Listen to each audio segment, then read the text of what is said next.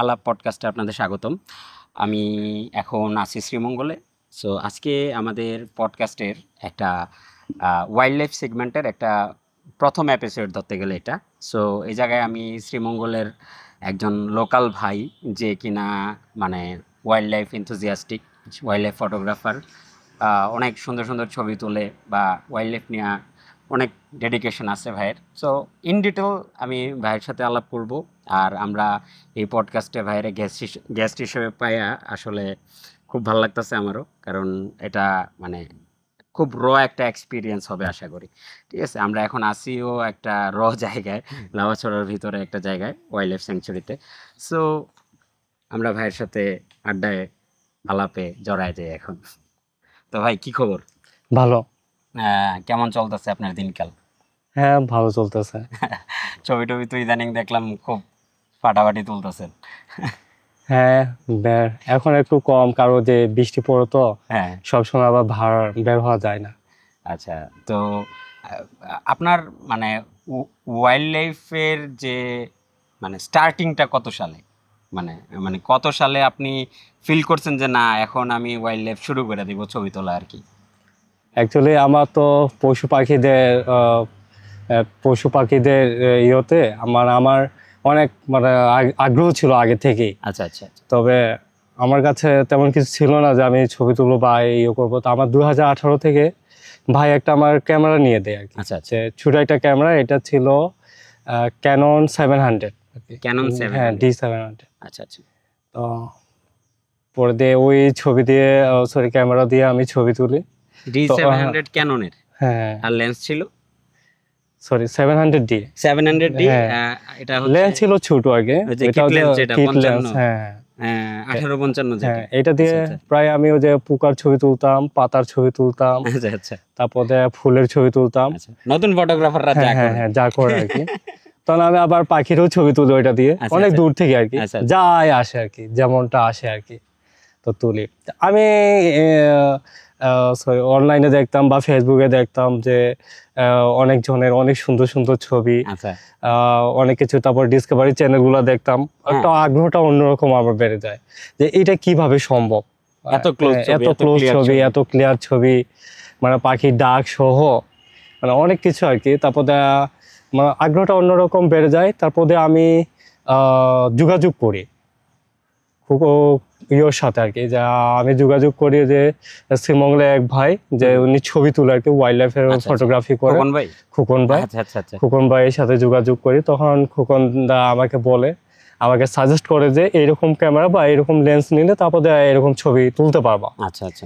তারপরে আমি আগ্রহ হয়ে যাই। তবে আমার কাছে তেমন অর্থ ছিল না তেমন যে আমি এই ক্যামেরা নিতে পারবো আর কি, এত দামি ক্যামেরা নিতে পারবো, যেহেতু আমি চা বাগানের সন্তান, চার সঙ্গে সন্তান। তো আচ্ছা, আমার পক্ষে মানে আপনি আপনার ফ্যামিলি ব্যাকগ্রাউন্ড হচ্ছে আপনারা চা শ্রমিক আর কি। চা শ্রমিক। হ্যাঁ। তো আপনাদের প্রেক্ষাপট থেকে ওয়াইল্ড লাইফ ফটোগ্রাফিতে আসাটা একটু চ্যালেঞ্জিং অনেক। কারণ আমরা যতদূর জানি বাংলাদেশে মানে রিসেন্টলিও তো অনেক আন্দোলন হচ্ছে, মানে শ্রমিকদের বাড়ানোর জন্য, বলে ডেইলির যে টাকাটা আছে ওটা বাড়ানো, ওটা তো অনেক কম, তাই অনেক কম, অনেক কম। সো এই টাকা দিয়া সংসার চালাইয়া তারপরে আবার ওই ফ্যামিলির থেকে একটা ছেলের ক্রিয়েটিভ সেক্টরে কাজ করাটা, এটা আসলেই অনেক ড্রামাটিক আর কি। হ্যাঁ, অনেক কঠিন আর কি। অনেক কঠিন তো, অবশ্যই কঠিন, তো ইনসেন লেভেলের কঠিন সেটা। কারণ আমি নিজে একজন মানে মিডল ক্লাস বলবো না, কারণ বাংলাদেশে মিডল ক্লাস যারা মানে দাবি করে তাদের যে গাড়ি আছে, হ্যাঁ, তো সেই হিসাবে আমরা নিম্নবিত্ত। হ্যাঁ, সো বাঙালি ফ্যামিলিতে আমি একটা নিম্নবিত্ত ফ্যামিলির ছেলে হইয়া, মানে আমি আমার শখ, আমার ক্রিয়েটিভ সেক্টরগুলোতে কাজ করতে আমার যে চ্যালেঞ্জ ফেস করতে হয়েছে, সেই জায়গায় আপনার ব্যাপারটা আমি মানে আপনার মতো ফিল করতে পারবো না, বাট নিয়ার বাই, লাইক আমার কাছে থ্রিলিং লাগে আর কি ব্যাপারটা, যে আপনি মনে করেন যে ফার্স্ট অফ অল আমার কাছে মনে হয়েছে যে ফিনান্সিয়াল ইস্যু থেকে বড় ব্যাপার হচ্ছে সোশিয়াল ইস্যু। সামাজিকভাবে দেখা যায় যে আপনি মানে আমি আমার ফ্যামিলির কারণে বা যে কোনো কারণে অনেক জায়গায় ঘুরতে পারছি, অনেক কিছু, অনেক মানুষের সাথে আমার বন্ডিং হয়েছে। তো ওই জায়গা থেকে আমার লিঙ্ক এক্সপান্ড হয়েছে, আমি কাজ করতে পারছি, অনেক অনেক কিছু নতুন নতুন শিখতে পারছি। বাট আপনার ক্ষেত্রে ব্যাপারটা কিরকম ছিল ছোটবেলা থেকে? ছোটবেলা থেকে তো যেহেতু আমি চা বাগানে জন্ম, হ্যাঁ হ্যাঁ আমি যেহেতু চা বাগানে আমাদের পাশেই বন, তারপরে চা বাগান তো আছে, বের হলেই যে দেখা যেত প্রকৃতিক সবকিছু আর কি, পাখি ডাক, তো অনেক কিছু দেখা যেত। এমনকি আবার ওই যে বাগানে অনেক সময় প্রায় সময় শিকার হতো, এগুলো দেখে অনেক কষ্ট পেতাম। তারপর আমি পাখি শিকার, তারপরে রেয়ার কিছু আছে যেটা বিলুপ্ত হয়ে যাচ্ছে, যেমন বনরুই, সজারু, এগুলো যেমন বিলুপ্ত হয়ে যাচ্ছে বাংলাদেশ থেকে, এগুলো শিকার হতো। তারপরে আমি এটা কি মানে এটার শিকারের পারপাস কি খাওয়া? যেমন রাঙামাটিতে আমরা দেখি বা বান্দরবনে বা পাহাড়ি অঞ্চলগুলোতে আমরা দেখি যে আদিবাসীদের, তাদের মানে পাহাড়ি জনগোষ্ঠীদের তাদের মানে এটা ফেস্টিভ্যাল থাকে যেমন, হ্যাঁ তাদের এটা ফুড। সো সেই ক্ষেত্রে এই সিলেটের আপনাদের এদিকের চা বাগানের ব্যাপারের শিকারগুলো কি এরকম?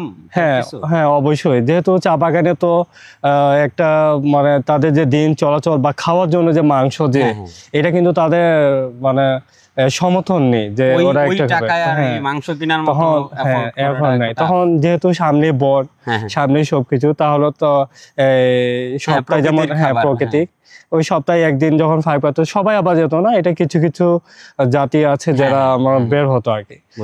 ওদেরকে সচেতন করার জন্য অনেক আমরা করি, বুঝাই, বলি। যেহেতু কুকন্দার সাথে আমার পরিচয় হয় যখন, যখন আমি ক্যামেরা নিতে ওই নেওয়ার জন্য ওনার সাথে যখন যোগাযোগ করি, তখন ওনার সাথেই আমি ওই যে ওয়াইল্ড লাইফ রেস্কিউ উদ্ধার করা শুরু করি আর কি। এটা ছিল কিন্তু আগে থেকেই আমার। তবে কুকন্দার সাথে যখন আমার যখন হয় তখন আরো বেশি বেড়ে যায়, তখন আবার সব দিক দিয়ে পায়, যোগাযোগ হয় বন বিভাগের সাথে, সবাই পায় সাহায্য সহযোগিতা। ওই জিনিসটা আমি অনেকটা জানি আপনার কাছ থেকে। প্রথম আলোরও একটা ইন্টারভিউ দেখছি আমি, বা আপনার সাথে আমার পার্সোনাল একটা সম্পর্ক আছে, আমরা যাই বিভিন্ন জায়গায় ছবি টবি তুলতে। আপনার এই ঘটনাগুলা আমি জানি, বাট মানে আমার কাছে কিউরিয়াস লাগতেছে হচ্ছে যে, মনে করেন আমার ছোটবেলা, ক্লাস 4-5-এ থাকতে আমি নেট জিও যখন দেখতাম, ডিসকভারি যখন দেখতাম, তখন আমার মনে হইতো যে আদৌ কি আমি কখনো পারবো যে এত বড় লেন্স অ্যাফোর্ড করতে, বা এই জিনিসটা টেকনিকটার করতে, মানে একটা ড্রিম যখন আমরা দেখি আর কি, যে আমার জায়গা থেকে, যেমন মনে করেন যে আমার বাবা যদি ওই বসুন্ধরা গ্রুপের মালিকের মতো টাকা পয়সা হইতো, তখন হয়তো আমার এই ড্রিমটা দেখার সময় এত মানে এত অ্যাডভেঞ্চারাস লাগতো না যে আমি এত এক্সপেন্সিভ ক্যামেরা কিভাবে কিনবো। ওই সময় আমি ড্রিমটা হয়তো এইভাবে দেখতাম যে আচ্ছা আমি অ্যামাজনে যাই, বাবারে বলবো যে অ্যামাজনে যেতে চাইতেছি, আমার একটা ক্যামেরা কিনে দাও, আমি যে ওই জায়গায় ফটোগ্রাফি করব, বা আমি পেরোতে যাই রেইন ফরেস্টে ফটোগ্রাফি করব। But according to our situation, like আপনারা আমার পারিবারিক যে সিচুয়েশন, ওই জায়গা থেকে আপনার আমরা একটা ওই 10-20 টাকার একটা কিছু কেনার আগে অনেক প্ল্যান করা লাগতো, তাই না? যে বাবার কাছে বলতে হবে যে এই কাজ করব, এই কারণে এই টাকাটা দেন, তাও তো অনেক বাধা নিষেধ ছিল। তো ওই জায়গা থেকে মানে আমি দেখছি একভাবে ড্রিমটা, আপনি কিভাবে দেখছেন? লাইক আপনি নিজেরে কিভাবে আপনি স্বপ্নটা দেখছেন যে আমি এই পশু পাখির এই ওয়াইল্ড লাইফের ব্যাপারে আমি এক সময় কাজ করব, বা আমি ক্যামেরা অন করব, বা এরকম ব্যাপার সেবার আর কি, ওই জিনিসটা আমার খুব কিউরিওসিটি। আমি যখন ওই যে ছোট ক্যামেরা, ভাই যখন একটা ক্যামেরা কিনে বাড়ির জন্য আর কি, ছবি তোলার জন্য, তখন ওই ক্যামেরা নিয়ে আমি প্রায় বের হয়ে যেতাম। আচ্ছা আচ্ছা। তবে ওই ক্যামেরা দিয়ে যথেষ্ট মানে যে ভালো ছবি পেতাম না, কারণ অনেক দূরের ছবি আমি ক্লিয়ার পেতাম না। কিভাবে ঘটনা? এটা 17-18 হবে আর কি, 17 ভাই নিচে 17, আমি তখন 18 থেকে শুরু করে আর কি করা, তবে 17 শেষের দিকে। তারপরে আমি শুরু করি ছবি তোলা, তারপরে দেখি না এটা ক্লিয়ার পাওয়া যায় না, তবে আমি কিভাবে কি করবো, খুকনদার ছবি দেখে দেখে আমার অনেক আগ্রহ বেড়ে যায়। তারপরে আরো অনেক অন্যান্য জনের ছবি দেখে আমার আগ্রহ বেড়ে যায় যে কিভাবে একটা ভালো ছবি তুলতে পারি, মানে আমার অন্যরকম একটা বেড়ে যায়। 17-18 থেকে যদি আপনি দেখেন, তাইলে আপনার জন্য ব্যাপারটা আমার কাছে মনে হইতেছে এখন যে ওই জেনারেশনের কারণে ইজি, কারণ আমি এইসবের ড্রিম দেখা শুরু করছি মনে করেন যে 2003-4 বা 5-এর দিকে, ঠিক আছে? ওই সময়ে ক্যামেরাটাই এত একটা, যেমন আপনার ভাই কিনা নিয়ে আসছে ক্যামেরা, তো আপনি একটা ফ্যামিলিতে একটা ক্যামেরার অ্যাক্সেস পেয়ে গেছেন, যেইটা কিনা আমার ক্ষেত্রে কিন্তু এরকম ছিল না, ঠিক আছে? আমি ফার্স্ট ক্যামেরা ইউজ করছিলাম একটা নানা বাড়িতে, পয়লা বৈশাখের একটা অনুষ্ঠান হয়েছিল, ওই জায়গায় ওই যে রিল ক্যামেরাগুলো, যে MP5, ওই কি এক মডেলের জানি না, বাট রিল আগে রিল ছিল। সো ওই যে আমার ফটোগ্রাফির একটা বাস ক্রিয়েট হইলো, আর পশু পাখির আমি ছোটবেলা থেকে পছন্দ করি বা পুষতে পছন্দ করতাম, বা আমি এই ব্যাপারে অনেক এনথুজিয়াস্টিক ছিলাম আর কি, যে না আমি এই জানতে চাই যে এই পাখি কিভাবে এই করে, এই পশু কিভাবে, মানে ওর সম্বন্ধে জানতে চাইতাম আর কি। সো আপনার ব্যাপারটা অনেকটা ইজি হয়েছে, কারণ আপনি 2017-18 দিক থেকে ইন্টারনেটও ছিল বা ফ্যামিলি থেকে একটা ক্যামেরাও পাইছেন। আপনার বড় ভাই কি? আমি যে ক্যামেরা পেয়েছিলাম আর কি, এটা তো ছিল ছোট নরমাল ক্যামেরা, এটা দিয়ে ওয়াইল্ডলাইফ ফটোগ্রাফি সম্ভব না। তখন আমি খোকনদাকে যখন জিজ্ঞেস করি, খোকনদা আমাকে এত টাকার বাজেট বলে, এটা তো অনেক বিগ, মানে আমাদের জন্য অনেক বড়। কেমন বাজেট বলছিল? এটা তো 1.5-2 লাখ টাকার নিচে, মানে 1.5-2 লাখ টাকার নিচে সম্ভব। 2 লাখ টাকার নিচে সম্ভব। তখন এটা তো আমার পক্ষে সম্ভব না। তখন আমি বলা কঠিন। তখন আমি ওই 2018 থেকেই শুরু করে দেই যে একটা ফান্ড আর কি, যে আমার যাতে টাকা জমানো, টাকা জমায় প্রায়। তারপর আবার বাসা থেকে আমি ভাইয়ের কাছ থেকে কিছু নেই, আমার ভাইকে বলে, আমার ম্যাগনাতদা আর কি, খুব উনি কিন্তু অনেক আগ্রহ পশু পাখি বা প্রকৃতির ক্ষেত্রে, তো উনি আমাকে আবার সমর্থন দেয়। তো ওই ভাই আমাকে কিছু সাহায্য করে। তারপরে বাকি সব মিলিয়ে একটা ওই, এটাও আবার আমি নেই নতুন না, সেকেন্ড হ্যান্ড ক্যামেরা নেই, এটাও খোকনদার রেফারেন্সের মাধ্যমে এক জায়গা থেকে নেই। ওই ক্যামেরা দিয়ে এখন আমার এখনো চলে আর কি। ওই যে এই ক্যামেরাটাই এখনো, এটা কিন্তু আবার ডিএসএলআর, এটা কিন্তু আবার ওই যে মিররলেস না। এটার মডেল কি? নিকন, এটা হলো নিকন D500। এটা তো মানে প্রো ফ্রেম, অনেক ভালোই। আর লেন্স হলো Tamron 150-600, সেম লেন্স আমি ইউজ করি, বাট নিকন ক্যাননেরটা আর কি। সো বাট আপনার ক্যামেরা লেন্সের তুলনায় আপনার আউটপুট আমি যে সময় দেখছি, আমি সবসময় শকড, মানে এটা আপনার পাম দিতাছি না, যেটা মানে আমি ফিল করলাম যে এই সেম গিয়ার নিয়েও কিন্তু অনেকেই ফটোগ্রাফি করতেছে, বাট এর চেয়ে অনেক ভালো গিয়ার নিয়ে ফটোগ্রাফি করতেছে। বাট আপনার যে ছবির অ্যাসেন্স বা এই জিনিসটা দেখে আমার কাছে মনে হয় কি, যে you are very close to the nature. Like আপনি যেমন দেখেন, আমার একটু অসিডি আছে, এই যে আমি নেচারে গেলে দেখা গেছে যে ছড়া দিয়ে হাঁটতেছি, জোক আছে কিনা, বা একটা সাপ আসতেছে কিনা, বা ওই একটা পোকা বসলো কিনা শরীরে, মানে আমি এত ক্লোজ হইতে পারতাছি না নেচারের, ঠিক আছে। কিন্তু সেই জায়গায় আপনার সাথে আমি ফটোগ্রাফি করতে গেছি, আপনি যে কোনো জায়গায় বসে যেতেছেন, আপনি শুয়ে যেতেছেন, আপনি ছবি তুলতেছেন, এই ব্যাপারগুলো আমি দেখছি অনেক, যেই কারণে ওই সময় আমি বুঝতে পারছি যে এই ডেডিকেশনের কারণেই হয়তো আপনার ছবিগুলা এত প্রাণবন্ত হয়ে ওঠে আর কি। এই ব্যাপারে, এই যে ছবি তোলার প্রসেস, এইটা সম্বন্ধে আপনার কি বলার আছে?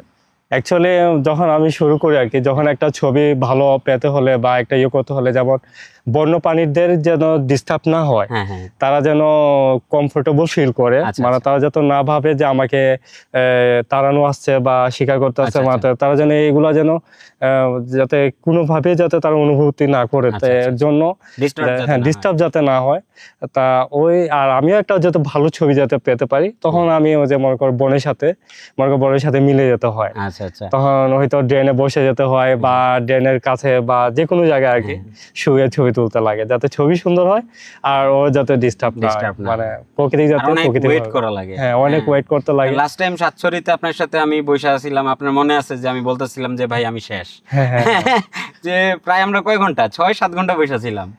আপনার তো কষ্ট হয়েছিল যে রোজা ছিল বলে আর কি, আমরা যদি আবার রোজা না থাকলে তাও ভাই, মানে এত লং টাইম বসে থাকা, মানে ক্যামেরা নিয়ে, মানে এটা ওই যারা, আপনি হয়তো ব্যাপারটারে, আপনি খোকন ভাই, আপনারা বা যাদের সাথে আমি গেছি, তারা ব্যাপারটারে কিছু মনে করে না, but believe me, like I am not মানে ওয়াইল্ড লাইফ ফটোগ্রাফার, লাইক আমি এখনো হইতে পারি নাই। আমি জাস্ট চাইতেছি যে এখন আমি শিওর না আমি হইতে পারবো কিনা, কারণ এই জায়গায় আপনাদের যে পরিমাণ ডেডিকেশন দেখছি, আমি ওই পরিমাণ ডেডিকেশন আমি দিতে পারবো কিনা আই এম ডাউটেড। লাইক আমার প্রচুর সন্দেহ আছে যে আমি এখনো শিওর না আর কি।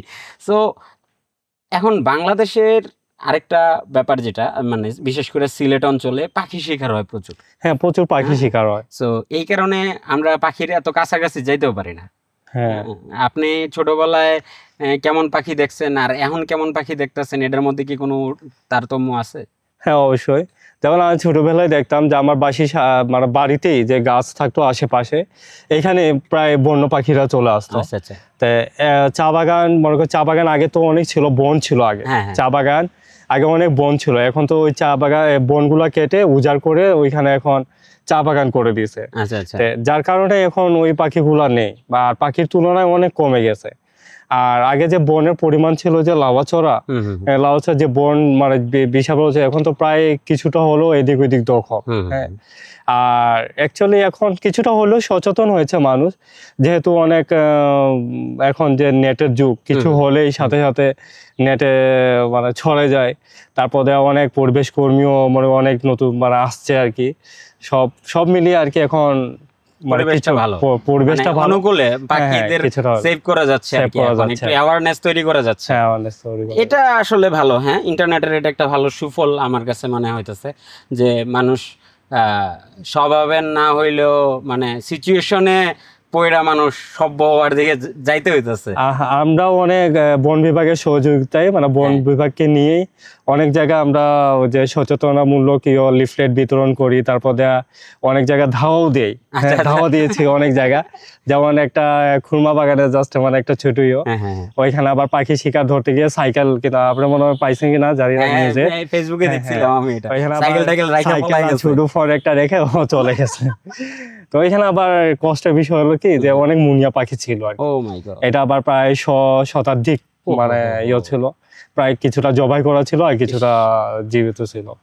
যেগুলো জীবিত ছিল এগুলো ছেড়ে দেওয়া হয়েছে সাথে সাথে, আর যেটা জবাই করা ছিল ওইটার সাথে মানে ওই যে বন বিভাগের মাধ্যমে এনে তারপরে মাটি চাপা দেওয়া হয়েছে। এটাই লাইক মানে আমাদের এই যে আপনাদের যে রেস্কিউর ঘটনাগুলো যখন আমি শুনি, আমার কাছে আসলে অনেক ব্যাপারটা হার্ট টাচিং লাগে, দুই দিক দিয়ে, যে শিকার করতেছে তার দিক থেকেও চিন্তা করা লাগে, আবার প্রাণীর দিক দিয়েও চিন্তা করা লাগে, মানে সব দিক দিয়ে চিন্তা করলে ব্যাপারটা আমাদের জন্য অনেক কষ্টদায়ক আর কি। হ্যাঁ, সো এখন আপনি মানে আপনার ফেভারিট, মানে আপনি কোন টাইপ অফ লেন্স, কোন টাইপ অফ ক্যামেরা বডি আপনার এখন ড্রিম ওয়াইল্ড লাইফ ফটোগ্রাফির জন্য? আমার তো ড্রিম, কিন্তু এই ড্রিম বলে জীবনের স্বপ্নটা পূরণ হবে না, কারণ এইটা আসলে ড্রিম বলতে গেলে তো অনেক কিছু। হ্যাঁ, না ভাই, স্বপ্ন পূরণ আজকে আমার জাস্ট এখন আমি অত বড় স্বপ্ন নেই, আমার হালকা একটা স্বপ্ন, যদি আমার মানে মিরর লেন্স যদি হয়ে যায়, নর্মালি মিরর লেন্স যেমন যে 6.3 আর একটা নিকন লেন্স যদি হয়ে যায়, তাহলে 6.3 বলতে ওই যে 6.3 খুগন্দা যেটা চালাচ্ছে আর কি, ওই যে 6.3 Z63। হ্যাঁ, এই যে বুঝছি Z63। আর নরমালি একটা যদি খুগন্দার যে লেন্সটা আছে, লেন্স যদি হয়ে যায় 180 600। তখন ভাই আপনি যেটা ইউজ করতেছেন এটা কাজল ভাইয়ের ড্রিম। সো আপনি মাঝে মাঝে কমপ্লেইন করেন যে আপনার আরো স্টেক সেন্সর লাগবে, এই লাগবে সেই লাগবে। এটাই আসলে আমার আপনার কাছে সবসময় কথা হচ্ছে এটা, যে আপনার ছবি অনেক সুন্দর হয়, আমরা আপনার ছবি অনেক পছন্দ করি, কিন্তু আপনার কাছ থেকে কমপ্লেইন শুনলে আমরা পুরা হতাশ হয়ে যাই, যে হাই আমাদের ড্রিম সেটআপ আপনি ইউজ করতেছেন আর আপনি কমপ্লেইন করতেছেন। সো কমপ্লেইন কম, কাজ বেশি। সো না, আপনি মনে করেন যে এই যে বললেন যে এটা ড্রিম, এটা পূরণ হবে কিনা, দেখেন আজকে যেই জিনিসগুলো ইউজ করতেছেন, আমি যেই জিনিসগুলো ইউজ করতেছি, এগুলো আমাদের ড্রিম ছিল এক সময়, তাই না? এগুলা কিন্তু সাকসেস মানে হয়ে গেছে, বাস্তবায়ন হয়ে গেছে। সো এখনের যে ড্রিমগুলো আই বিলিভ এগুলাও এক সময় বাস্তবায়ন হয়ে যাবে। সো এখন আপনার আরো স্পেসিফিকলি মানে আপনার এখন ড্রিম হচ্ছে নিকন Z6-3, আর নিকন লেন্সটা কত ভাইয়ের? এটা 200-600 যে লেন্সটা আছে, 200 to 600 mm লেন্স। আচ্ছা, আমি আরো ভাবছি আপনি কি বলবেন জানেন, আমি ভাবছি আপনি 600 mm প্রাইম বলবেন, যে আর Z8 এইসব কিছু বলবেন। ওইগুলো তো ড্রিমই যখন দেখবেন বড় দেখেন, মানে সেটা পূরণ হোক বা না হোক, এটা তো বিশাল বড়, কারণ যেটা পূরণ মানে কখনো বাস্তবায়ন করতে পারবো না, সেটা স্বপ্ন দেখে লাভ না। আমার ড্রিম হচ্ছে এখন যে আমার ড্রিম ভাই, আসলে আমার ড্রিম না বলি, কারণ আমার অনেকগুলো ড্রিম ক্যামেরার, যে অনেক মানে একটা সিনেমা ক্যামেরা থাকবো, একটা 600 mm প্রাইম থাকবো F4, ঠিক আছে, যেটাতে মনে করেন আমি ব্ল্যাক ম্যাজিক বা রেড বা এরকম সনির বা বড় যেই সিনেমা ক্যামেরা অ্যাটাচ করে আমি ওয়াইল্ড লাইফ ক্রিস্প শটগুলো নিতে পারবো, বা মানে হাইলি কম্প্রেসড যেই জুম ছবিগুলা ভিডিওগুলা, এটা আমার একটা ড্রিম, মানে আমার সিনেমা লাইনের ছবি ক্যামেরাগুলো বেশি ভালো এরপর তো ভাই আপনার কাছে যেগুলো আছে এটা তো আমার কাছেও না ভাই, না আপনার আমার লেন্স সেম, এই লেন্স সেম, কিন্তু যেমন আপনার কাছে অনেক কিছু আছে। হ্যাঁ ঠিক আছে, এটা মানে আস্তে আস্তে জমাইছি, আপনিও আস্তে আস্তে দেখবেন যে আমি এগুলা জমানো শুরু করছি হচ্ছে 2017 সাল থেকে, 17 থেকে এখন কত 2025, তো এত বছর এগুলা আমি আস্তে আস্তে আস্তে আস্তে জমাইছি। তো আপনারটাও তো আস্তে আস্তে আস্তে আরো কয়েক বছরে দেখবেন আপনার কাছে আরো কত কিছু হয়ে গেছে। আমার এখন প্রথম ড্রিম যেটা মানে ওই যে Z6-3 আর ওই যে লেন্স 200x600, এটা হলে আর মানে আমার নিকনের কাছে তাইলে আমরা বলতে পারি যে ভাইরে একটা এই লেভেলের ক্যামেরা Z6-3 আর 200 নিকন 200-600 এর যে লেন্সটা আছে এটা ভাইরে স্পন্সর করা হোক। ভাইও খুশি, আমরা সবাই খুশি হয়ে যাব, আমরা সবাই নিকনরে সাপোর্ট করব, নিকনের নামে স্লোগান দিব, কি বলেন? তো এখন আরেকটা মেইন ব্যাপার হচ্ছে যে আপনি ছবিটা প্রসেস করেন কিভাবে, লাইক কম্পিউটারে নেওয়ার পর? হ্যাঁ, প্রথম এইটা তো যেহেতু রো ছবি তুলি, প্রায় 40 MB 45 MB থাকে, এগুলো ছবি তো সহজে আপলোড করা যেত না। এক সময় আমার কম্পিউটার ছিল না, তো তখন আমি 2017 এমনকি এই ক্যামেরার ছবি পর্যন্ত আমি ওই যে ফোনে নিয়ে আমি এডিট করে ছাড়তাম। এটা কিন্তু আবার খুব না জানতো না, আর আমিও বলতাম না, আমি জানতাম না যে কম্পিউটারে প্রসেসিং করলে যে এরকম হয়। অ্যাকচুয়ালি আমি তো ছবি তোলার আগ্রহে থাকি, আমি কিন্তু যে ছবি কত সুন্দর হবে তা মানে না।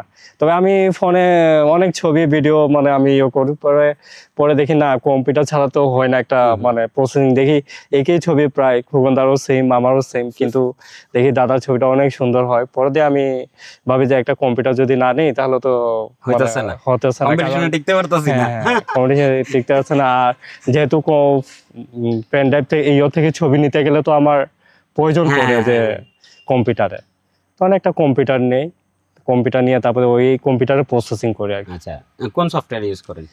এটা ওই লাইটরুম ইউজ করি, অ্যাডোবি লাইটরুম। হ্যাঁ, অ্যাডোবি লাইটরুম। আচ্ছা আচ্ছা। সো আপনি ওয়াইল্ড লাইফ বলতে কিন্তু আমরা অনেক ওয়াইড রেঞ্জে বুঝি, লাইক আপনি স্পেসিফিকলি ওয়াইল্ড লাইফের মধ্যে কিসের ছবি তুলতে পছন্দ করেন? আমি বেশিরভাগ তো এখানে যেহেতু লড়াচড়া আমার বাড়ির পাশে আর কি, তো এইখানে বের হলে সহজে এখানে কিছু পাওয়া যায় না, কারণ গাছগুলো যে উচ্চ বড় বড়, এখানে সহজে কোনো প্রাণী বা পাখি সহজে পাওয়া যায় না। এখানে অনেক অপেক্ষা করতে হয়, যদি ভাগ্যক্রমে যদি ভালো থাকে তাহলে ওই যে পাখি দেখা মিলে। সব থেকে আমার ভালো লাগে পাখিরই ছবি তুলতে। আচ্ছা, হ্যাঁ, আর প্রাণী যদি মাঝে মাঝে দেখা হয় তখন আমি ছবি তুলি। হ্যাঁ, বাট মানে যদি আপনার বলা যায় যে আপনি বার্ড ফটোগ্রাফার, যদি স্পেসিফিকলি আপনারা যদি টাইটেলাইজ করতে হয় যে নিজের যে আপনি আসলে কি ফটোগ্রাফার ওয়াইল্ড লাইফের ভিতরে, কি অনেকে বলে না যে আমি বার্ডার, সো আপনি কি নিজের ওই পাখিয়াল বা বার্ড ফটোগ্রাফার হিসাবে? না, আমি বার্ড অ্যাকচুয়ালি বলবো না, কারণ যেহেতু আমি সবকিছুরই ছবি তুলি। ওয়াইল্ড লাইফ, হ্যাঁ, ওয়াইল্ড লাইফ সবচেয়ে আপনি কোন মানে প্রাণীটার ছবি তুলতে আপনার এখন পর্যন্ত যতগুলা তুলছেন আপনার সবচেয়ে প্রিয় স্পেসিস কোনটা? আমার তো সবকিছুই মানে তুলতে ভালো লাগে, কিন্তু হ্যাঁ সবথেকে ভালো এখানে একটা ছোট সোহেলি একটা নাম আছে, পাখি আর কি। এটা ছবিটা মানে ও যে ফ্লাইটা দেখতে এত সুন্দর লাগে, মানে পাখাটা মেলে, একটা হলো বড়টা যেটা হলো লাল আর কি, আর ছোটটার মধ্যে ওই যে হলুদটা দেখতে এত ভালো লাগে দেখতে। সোহেলি হলুদটা আপনার ফেভারিট, আর বড়টার মধ্যে হলো ওই যে লালটা, মিনি বেট আর কি। আচ্ছা আচ্ছা। আর আপনার ড্রিম কোন প্রাণীটার ছবি তোলার? ড্রিম হলো আমি একদিন এটার ছবি তুলবো। ড্রিম তো অনেক কিছু, কিন্তু আমাদের এখানে তো মনে করেন অনেক কিছুর মধ্যে কোনটা, মানে স্পেসিফিক একটা বলেন। আমি এখানে শুনেছিলাম আর কি যে একটা আছে সোনালী ক্যাট, যে আমাদের লওয়াচড়াতে আর কি সোনালী ক্যাট একটা আছে। হ্যাঁ, মানে বড় বন বিড়াল। হ্যাঁ, আচ্ছা। তো এটা নাকি ভিতরে থাকে। আচ্ছা আচ্ছা। তা আমরা প্রায় গিয়েছিলাম অন্য প্রাণীর ছবি তুলতে, মানে নতুন কিছু যাতে একটা আবিষ্কার বা করতে পারি। তো সেক্ষেত্রে আমরা প্রায় সময় যাই ওই লাওয়াচড়া জাঙ্গিচড়ার ভিতর দিয়ে। আচ্ছা আচ্ছা। তো অনেকদিন গিয়েছিলাম, পাই নাই। এমনি শুনেছি বলতে কি যে ক্যামেরা বিশেষজ্ঞদের ক্যামেরা রেকর্ড হয়েছিল আর কি সোনালী ক্যাট, কিন্তু একটা কিছু পাওয়াটা এখানে অনেক টাফ, যেহেতু অনেক গভীর জঙ্গল, লাওয়াচড়া একবারে বনে একবারে পুরা ভর্তি লতা পাতা, এখানে পাওয়াটাও অনেক টাফ। যদি কোনো এক সময় পাই তাহলে এটা ভাগ্যক্রমে হতো বা পেতে পারে। আচ্ছা, মানে অনেক আগ্রহ আর কি যে এই ওটা সোনালী তোলার। হ্যাঁ, মানে গোল্ডেন ক্যাটের ছবিটা যেহেতু আমাদের লাউয়াছড়াতে আছে আর আমি যেহেতু লাউয়াছড়া পাশেই, আচ্ছা এটা যদি না পাই একটা কেমন না। এখন একটা বাস্তব কঠিন প্রশ্ন করি আপনাদের, সেটা হচ্ছে যে এই যে ওয়াইল্ড লাইফ ছবিতে আপনি ওয়াইল্ড লাইফে আপনি এত সময় দিচ্ছেন, আপনি ডেডিকেশন দিচ্ছেন, আপনি ইনভেস্ট করতেছেন, এটা থেকে আউটকাম কি আসতেছে আপনার? লাইক আপনি এটা থেকে আর্নিং কি আসতেছে? না, এখান থেকে আমার কোনো আর্নিং নাই। আচ্ছা, আর এইখানে তো আরো খরচ ছাড়া কিছু নাই, কারণ এখানে আমি যদি একটা হ্যাঁ, কারণ এটা কিন্তু সব শখ, কিন্তু শখের কারণেই মনে করেন এখানে আমার ব্যয় হচ্ছে। আর এখানে যে সবথেকে মজা না, যদি আপনি এই শখের বসে যে কাজটা করতেছেন, এই জায়গাতে আপনি ইনভেস্ট করতেছেন না, এই যে মানে ইনভেস্ট ক্যামেরা কিনছেন বা এই কিনছেন, ইনভেস্ট করতেছেন না, সময় ইনভেস্ট করতেছেন। সো এটা থেকে যদি রিটার্ন আসতো তাহলে আপনার জন্য সুবিধা হইতো না, যে আরেকটা গিয়ার কিনা বা আপনার মানে এই ব্যাপারটাতে আরো ডেডিকেশন দেওয়া। আমার বিষয় হচ্ছে কি, সব থেকে আগ্রহ বা যে নতুন একটা কিছু চেনা জানা, বা কারো যেমন মানুষকে সচেতন করা, একটা প্রাণী কত সুন্দর দেখতে, কত ভালো, মানে চিনানো জানানো, তারপরে নিজেও একটা অভিজ্ঞতা নেওয়া, এটা খুব মানে অনেক আগ্রহ। আর মানুষ যাতে না মারে বা শিকার না করে এগুলো যেন ছড়ায় দেয়। যেমন আমরা ওয়াইল্ড লাইফে এসে কিন্তু অনেক রেস্কিউ করছি এই পর্যন্ত। আমরা যে SUW টিম একটা সংগঠন, যেটা আমরা পাপ্পুদা, খোকনদা, আমি আরো অনেকজন আছে, প্রায় খুরমা বাগানে আছে, তারপরে সেমগুলো তো আছে, অনেকজন আছে। তা আমরা মিলে প্রাণীগুলো যখন উদ্ধার করি, এইখানে একটা যে মন, মানে আমাদের যে মন, এই মানে এটা টাকা দিয়েও মানে এটা করা যাবে না, যখন একটা খুশি হয় যে আমরা একটা প্রাণী উদ্ধার করতে পারছি বা একটা জীবন বাঁচাতে পারছি, হ্যাঁ, তারপর মানুষদেরকে সচেতন করছি, এটা বিশাল বড় মানে এটা কাজ করে আর কি। যার কারণে যে আমার যে ইনকাম বা ওটার দিকে আমি আপনার ফোকাস নাই, ফোকাস ওটা পড়ে না। এখন ফেসবুকে যখন আপনি একটা ছবি পোস্ট করেন, আপনার টার্গেট কি থাকে? লাইক আপনি আপনার উদ্দেশ্য কি থাকে? যে আমার টার্গেট থাকে এটাই, যে এটা পরিচয় করে দেওয়া, মানে মানুষদেরকে পরিচয় করে দেওয়া, এবং যে এই পাখিটা আমাদের লাউয়াছড়াতে আছে, এই পাখিটা আমাদের লাউয়াছড়াতে আছে, এই পাখিটার এই নাম, সবাই যেন চিনে জানে, আর প্রকৃতিক যেন নষ্ট না করে বা ধ্বংস না করে, ওরাও যেন আগ্রহটা বাড়ে প্রকৃতিক আরো মানে সুন্দর করে আর কি। যাতে লাইক কমেন্ট শেয়ারের কোনো ইচ্ছা নাই? লাইক কমেন্ট শেয়ার বলতে কি, এটা তো ইচ্ছা নাই, কারণ লাইক কমেন্ট শেয়ার যদি থাকতো ইচ্ছা, তাহলে প্রতিদিন আমি একটা একটা করে ব্লগ করতাম আমার প্রকৃতি নিয়ে। আমার তো মানে ইচ্ছা কি যে আপনি তো ভাই আমার ডিচ করে দিলেন না, যে সমস্যা নাই, কোন সরি, না না না দুষ্টামি করছি ভাই। তারপরে তাহলে মানে করতাম। আমার কথা হলো কি, যে এটা চিনুক মানুষ বা জানুক যে প্রকৃতিতে কত কিছু আছে। আপনার ছবিটা যদি শেয়ার না হয়, হ্যাঁ, বেশি ভিউ না হয়, তাহলে তো আপনার এই উদ্দেশ্যটা পূরণ হইতেছে না, তাই না? মনে করেন আপনার ফ্রেন্ড লিস্টে 10 জন 500 মানুষ আছে, 500 মানুষ দেখতেছে। এখন এটা যদি মনে করেন যে ওই বাংলাদেশে সকল টিকটকার বা সোশ্যাল ইনফ্লুয়েন্সারের মতো যদি তাদের পোস্টের মতো যদি আপনার পোস্টটা ভাইরাল হইতো, তাহলে তো অনেক মানুষ জানতে পারতো, তাই না? হ্যাঁ, এটা তো অবশ্যই, এটা যদি হইলে আরো ভালো হতো। তবে আমার মূল টার্গেট হলো যে আমার স্থানীয় যারা মানে লাউয়াছড়া আশেপাশে বা আমাদের আশেপাশে আছে, তারা যাতে প্রথম তারা যাতে জানুক যে তারা এইখানে এই প্রাণী আছে, তারপরে এইও আছে, তারপরে এইখানে অমুক একটা মেরে ফেলা হয়েছে, তাদেরকে কি করা হয়েছে, কি শাস্তি দেওয়া হয়েছে, বা এই প্রাণীটা থাকলে কত উপকার। যেমন সাপ কিন্তু সব বিষাক্ত না, অনেক সাপ আছে যে কৃষকের বন্ধু, হ্যাঁ, এটা দাঁড়ার সাপ, যেমন এই ইঁদুর, তারপরে ব্যাঙ, তারপরে অনেক উপকারিতা আর কি কৃষকের জন্য। যে প্রাণীগুলা, পোকাগুলা যে ক্ষেতের জন্য যে বা ধানের জন্য যে ক্ষতিকর, এগুলা ক্ষতি করতে পারে না, মানে ওদেরকে খেয়ে ফেলে। দাঁড়ার সাপ নিয়ে তো অনেক কনস্পিরেসি আছে, লাইক ওর লেজে নাকি বিষ, ঠিক আছে? তো এখন এই কারণে মানুষ তো দেখলেই মাইরা ফেলে এটারে, তাই না? আপনি কি কোনো পাখি দেখলেন না? হ্যাঁ, ওই যে একটা পাখি গেছে এই দিক থেকে। আচ্ছা, এটা কালারটাও ভিন্ন। আবার তুলবেন নাকি? এখন দেখা যাচ্ছে না, চলে গেছে? না, আছে মনে হয় এখানে বসছে। এটা বসছিল প্রথম ওখানে, ওইখান থেকে ওদিকে গেছে, আবার এইদিকে গেছে। কি একটা ডিস্ট্রাকশন। হ্যাঁ, তো এই পানিটা আবার আপনি কিন্তু এই যে লাউয়াছড়ার বাইরে কিন্তু আবার পাবেন না। আচ্ছা আচ্ছা, লাউয়াছড়ার বাইরে পাবেন না, লাউয়াছড়ার ভিতরে যেগুলো থাকে এটা কিন্তু আবার বাইরে পাওয়া যায় না। হ্যাঁ, এখন আপনি মনে করেন যে আপনার পাখির ছবি তোলার যে এক্সপিরিয়েন্স আছে, লাউয়াছড়ার বাইরে কোন কোন জায়গায় গেছেন? লাউয়াছড়ার বাইরে আমি গেছি যেমন বাইকাবিল আছে, তারপরে সাতছড়ি গেছি, তারপরে সুন্দরবন কিছুদিন আগে গেছি। সুন্দরবনের স্পন্সর করছে, তখন আমি ওই যে একটা সুযোগ পাই, এটা খোকনদার মাধ্যমে, আর ওই যে লিচু ভাই তারা সহযোগিতা করে এবং কামরুল ভাই তারা সহযোগিতা করে, তখন আমি একটা সুযোগ পাই, তখন আমি ফ্রিতে ওদের সাথে মজা যুক্ত হয়। আচ্ছা আচ্ছা, অনেক অনেক নতুন নতুন পাখির সম্পর্কে জানতে পারছি, তারপরে চিনতে পারছি সুন্দরবনে কি কি থাকে, মানে সবকিছু ধারণা মোটামুটি হয়েছে। ওইখানে প্রায় 3 দিন ছিলাম আর কি ওদের সাথে।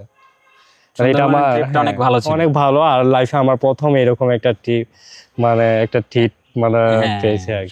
সব ফটোগ্রাফারদের সাথে, সব ফটোগ্রাফার অনেক বড় বড় ফটোগ্রাফার ছিল, যারা আমি কখনো ভাবি না যে ওদের সাথে একসাথে বসবো, খাবো বা ছবি তুলতে বের হবো, মানে আমি কখনো ভাবি না, মানে আমার কাছে ওয়াও। আর আমি এই ফিলিংসটা জানি ভাই, আমিও সেম আপনার মতোই একবার যাই, আমি নিকন গ্রুপের সাথে যাই, আমি সব ফটোগ্রাফারদের সাথে যাই, আমি নিজেরে হারাই ফেলছি, লাইক হোয়াট হ্যাপেনিং, লাইক আমি জীবনে কল্পনাও করি নাই যে এত ফটোগ্রাফারদের সাথে আমি সুন্দরবনে যাব, এত কিছু শিখতে পারবো। আর সুন্দরবনে যে যাওয়াটা, আমি যে বাঘ যে পাবো, এটা বড় কথা, এটা বড় কথা, মানে এটা বড় কথা না, কিন্তু আমার যে স্বপ্ন একটা পূরণ হয়েছে যে আমি ওইখানে গিয়েছি।